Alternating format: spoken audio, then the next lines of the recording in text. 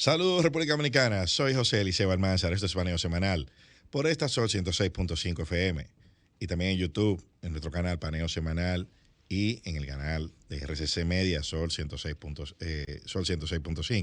en nuestras redes sociales, Instagram, Facebook y Twitter, dando las gracias a Dios, como siempre, en primer lugar, por permitirnos estar aquí con ustedes y a ustedes que nos conceden el altísimo honor de escucharnos y de vernos.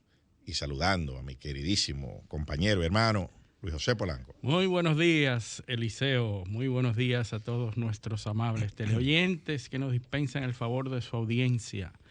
Todos los sábados de 10 a 12 meridiano, en este su programa Paneo Semanal, iniciando como siempre con nuestro paneo internacional. Hoy queremos dividir en dos la parte internacional, porque nosotros siempre hacemos un paneo no para informarles a ustedes sobre los acontecimientos internacionales, sino para buscar ese elemento trascendente que tienen las noticias desde el punto de vista internacional y local. No es la información en sí, sino la trascendencia de la información. Hay muchas noticias relacionadas a la parte internacional, a Rusia principalmente, que hemos estado todas estas semanas dando seguimiento. Afortunadamente la incursión militar en Ucrania parece estar en un proceso recesivo, ya está tratando de detenerse lo que aparenta ser un esfuerzo, un enfoque de Rusia hacia la parte este, es decir, acaba de declarar que la primera fase de la incursión está terminada. Ha dicho que ha terminado y Rusia se ha visto reforzar las posiciones del este, es decir, de la parte de Donbass. Vuelve de nuevo a la parte de Donbass. No sabemos si es parte de su estrategia original. Lo que sí sabemos es que muchos de los suministros han sido atacados, los suministros que le permiten a Rusia mantener posiciones militares. Los ucranianos y sus aliados han estado atacando las líneas de suministro, esas líneas de suministro que permiten que Rusia mantenga las posiciones. Y entonces parece que en las últimas semanas el avance se ha detenido, ha quedado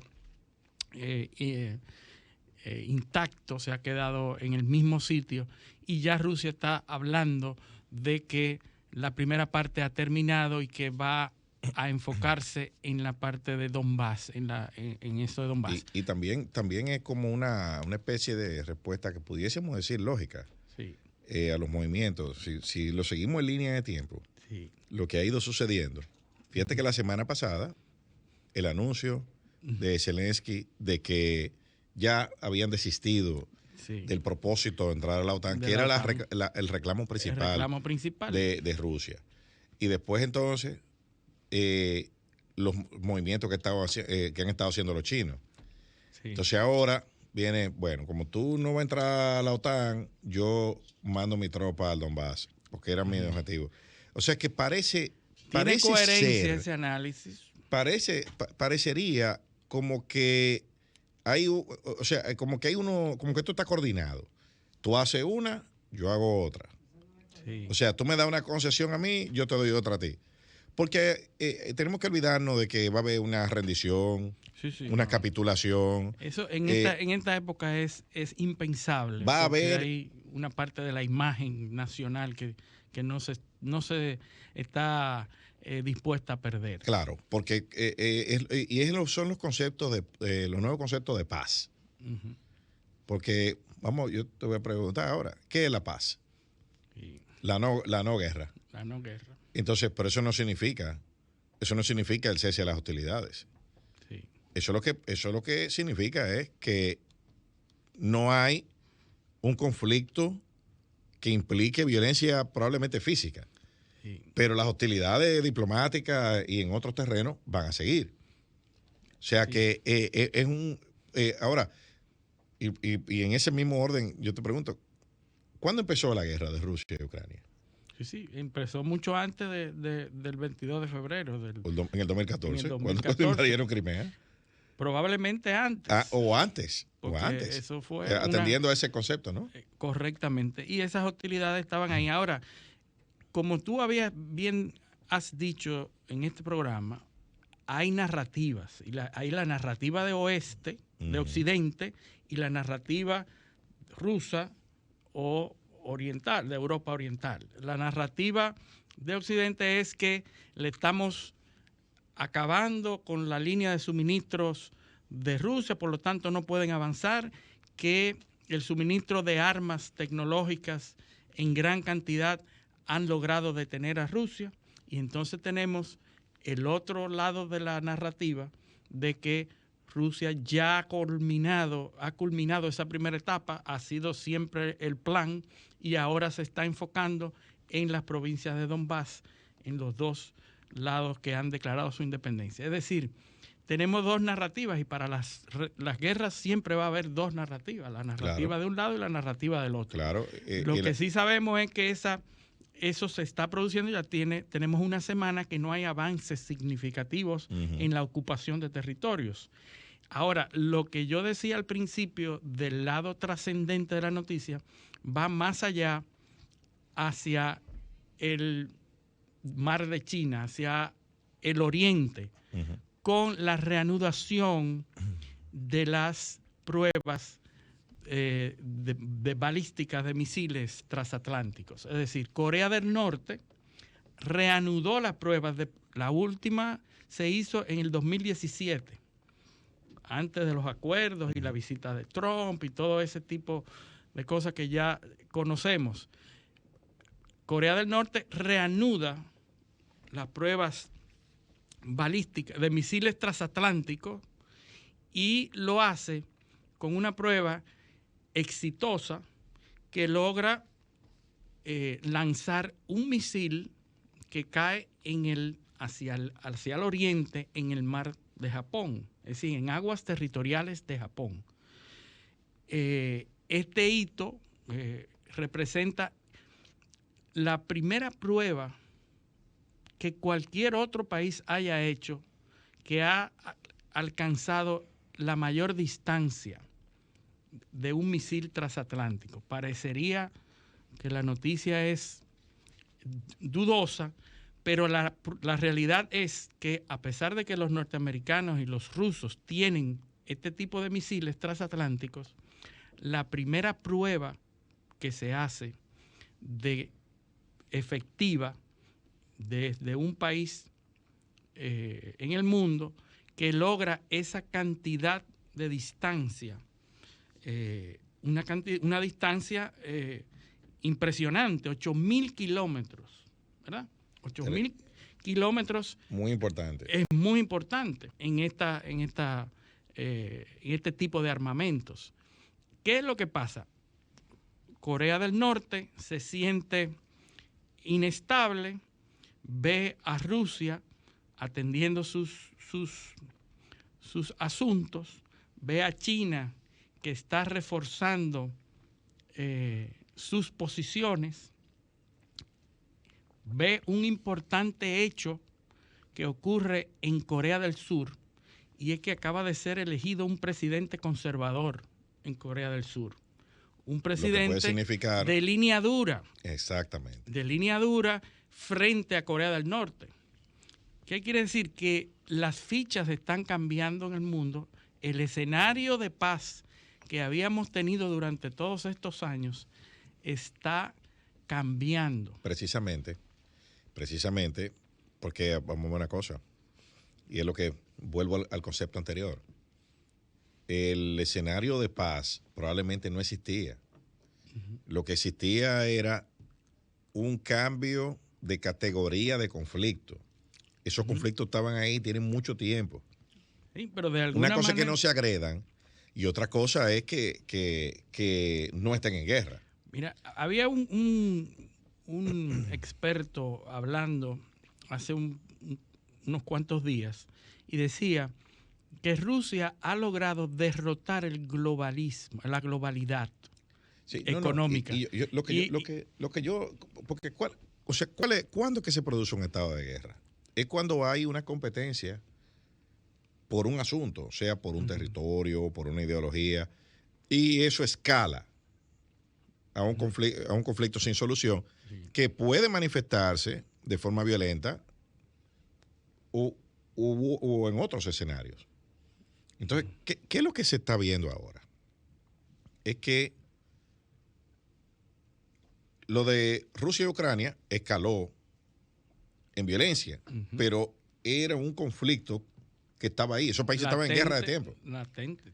Corea del Norte está en guerra prácticamente con todo el mundo. Sí. ¿Entiendes? Y otro conflicto que esta semana tuvo una manifestación fue el caso del ataque a la refinería en Arabia Saudita. ¿Quiénes lo atacan? Los rebeldes yemenitas. Así es. De Yemen.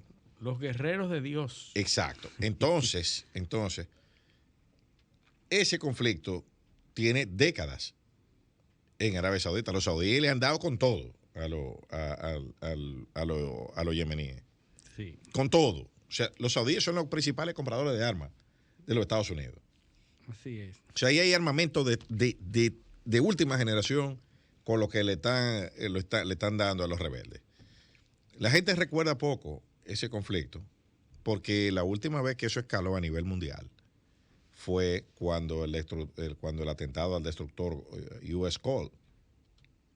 El Cole estaba anclado frente a Yemen y una lancha suicida cargada de explosivos pues impactó y mató varios marineros. Fue una tragedia. Eso hace varios años ya.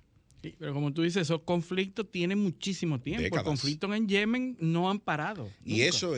Entre otras cosas, eso es lo que motiva una reconfiguración. ¿Qué es lo que va a pasar ahora después de este conflicto de Ucrania? Viene una reconfiguración en el tablero internacional. Porque eso, lo que yo decía acerca de la globalidad, es que de alguna manera esa globalización permitía una estabilidad en la economía tal, un status quo en la economía que al ser positiva, ser beneficiosa para los estados en donde se podía comercializar entre países, no importa el lado a que pertenecía y las alianzas a que pertenecía, pues eso mantenía una posición de tranquilidad económica. Lo que ha pasado después de la pandemia es una inestabilidad económica que está produciendo estos conflictos. Volvemos otra vez al punto inicial. El concepto de paz. La paz romana era, ¿tú sabes cómo era que los romanos lograban paz? Poder. Acabando con el ejército.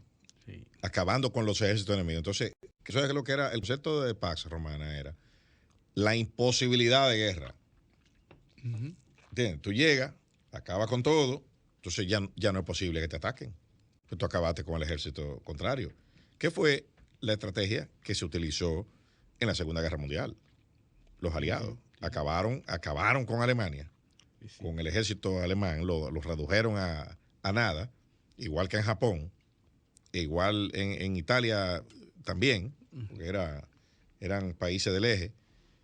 Entonces, ¿cómo se construye la paz? Bueno, cuando los radicales, los enemigos, es imposible que te vuelvan a atacar, porque tú le quitaste toda la capacidad operativa, lo que pasó en Irak. Ahora, y con el tema de los saudíes, cuando sucede el atentado del Col, ¿dónde está Yemen? Yemen está en la entrada del Mar Rojo, del lado este, y del lado oeste está un país que mucha gente lo conoce por una película, el Black Hawk, Somalia. Black Hawk Down, el helicóptero Black Hawk que tumbaron ahí en Mogadishu. Que fue objeto de muchos atentados a los norteamericanos. Porque hubo una guerra civil donde Mohammed Farrah Aidid era el jefe de los milicianos y con un misil tumbaron un helicóptero Black Hawk que estaba en unas operaciones militares ahí. Y bueno, eso está en la entrada del Mar Rojo. Eso obligó a que los norteamericanos ampliaran una alianza con los saudíes a expensas, o sea, involucrando a Israel. O sea, oye esto, los israelíes que son enemigos de los árabes, históricos de los musulmanes. Sí, podríamos decir los musulmanes, pero eran un enemigo histórico de Arabia Saudita. Se sentaron en una mesa porque los norteamericanos muy hábilmente le identificaron como un enemigo común a Irán. Sí. O sea, eran los iraníes. ¿Y qué resulta? Que los iraníes son los que apoyan, arman a la milicia de Yemen, que vuelan cometen ese atentado, vuelan esa refinería, pero el día antes un medio norteamericano que se especializa en darle seguimiento a temas del mundo de los hidrocarburos, publicó que ya los iraníes estaban preparándose para aumentar su capacidad de bombeo de petróleo a 4 millones de barriles diarios. Sí. O sea, un aumento importantísimo. Claro, están bombeando 2.6, ya el año pasado millones. habían aumentado 44,000 barriles más. En enero habían aumentado ya 44,000 barriles por día. Y están en 2.6, 2.7 millones de barriles diarios. Y ahora van a ampliar a 4 millones. Pero fíjate cómo, ¿qué pasa después de que explota la refinería? Subió el petróleo. O sea, ahora está a $100 y pico de dólares. Hay un problema mundial. Se está hablando de lo que los norteamericanos van a retomar el acuerdo nuclear con Irán, o sea, levantarle las sanciones, porque hay que salir a buscar petróleo ahora. Sí, no, hay que negociar con Irán para que permita que esa producción de petróleo llegue donde tiene que llegar. Entonces, a un país archienemigo tuyo, tú le vas a poner a $100 el barril promedio, 4 millones diarios, son 400 millones de dólares diarios. Va a entrar ahí. Sí. Es el tema de la inestabilidad económica y lo que produce esa inestabilidad en los gobiernos que antes estaban tranquilos y que ahora comienzan de nuevo a guardar sus intereses. Corea del Norte se vuelve a reactivar. Japón se puso presente en el conflicto diciendo hay que negociar conmigo porque voy a seguir haciendo este tipo de pruebas. Corea del Sur, con nuevo presidente, atenta contra la seguridad o la estabilidad que se había logrado en el gobierno de Donald Trump con el norte de Corea. Pero también China, que ha pasado desapercibido esta noticia, está haciendo acuerdos con las Islas Salomón, que están al este de Australia, y en un corredor marítimo muy importante. Hace unos acuerdos que le permitirán a China... Por ahí. Que está sola esas islas por ahí. No están solas, pero están en un corredor marítimo muy importante, estratégico y militarmente importante. Entonces hace un acuerdo con las Islas Salomón, olvidadas del mundo, porque nadie sabe, nunca ha habido noticias de las Islas Salomón, que le permitiría a China posicionar bases militares, barcos y tener posiciones estratégicas en esas islas. Entonces, lo que estamos viendo es un reposicionamiento. Recomodo de la ficha. Exactamente, acomodamiento de fichas estratégicas en todo el mundo.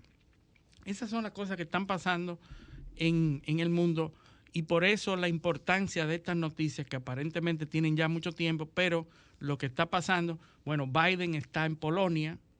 Polonia se ha convertido en el aliado ideal de Europa, claro, después de haber sido casi expulsado. Claro, y que los polacos votaron por un gobierno que una de las cosas, de las alternativas que ofrecía era sacarlo de la Unión Europea. Sacarlo de la Unión Europea. El Polexit. Y hoy es el aliado más importante de los norteamericanos que han sido enérgicos en la ayuda a Ucrania.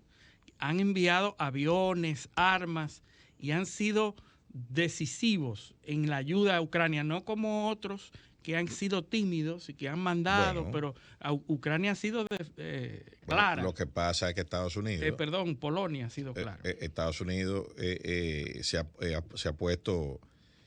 Estados Unidos no tiene mucho que perder en este conflicto. Sí, todo lo contrario. No es la posición de los europeos. Todo lo contrario, tienen mucho que ganar. Solo ganar. Porque las fuerzas a lo interno del país están simpatizando de nuevo con Biden como líder de una nación en guerra, como siempre pasa. Sí. Cada vez que hay guerra, pues los líderes se afianzan. Claro. Acaba de anunciar un acuerdo histórico también de suministro de gas a Europa. No se preocupe, Europa, yo voy a tratar de suministrarle el gas para bajar la dependencia que ustedes tienen pero eso a Europa. Eso no es tan fácil. Eso no es fácil. Eso definitivamente. Ni fácil, eso no es ni fácil, ni rápido, ni barato, y no significa que los europeos van a recibir gas más barato. No, definitivamente. Eso de ningún modo significa eso. Construir una capacidad de abastecimiento en los volúmenes que se requiere y que también pueda suplir los aumentos de las demandas sostenidos que hay en Europa, toma años. Sí. Toma años. Y mucho dinero. Ellos se acaban de dar cuenta de que debieron haber estado en eso. Lo mismo que decía Trump en aquella reunión en la Unión Europea, que le señaló su alta dependencia del gas ruso y lo perjudicial que podía ser eso. Bueno, una de las cosas que ha arrojado esta crisis de las consecuencias, ¿no?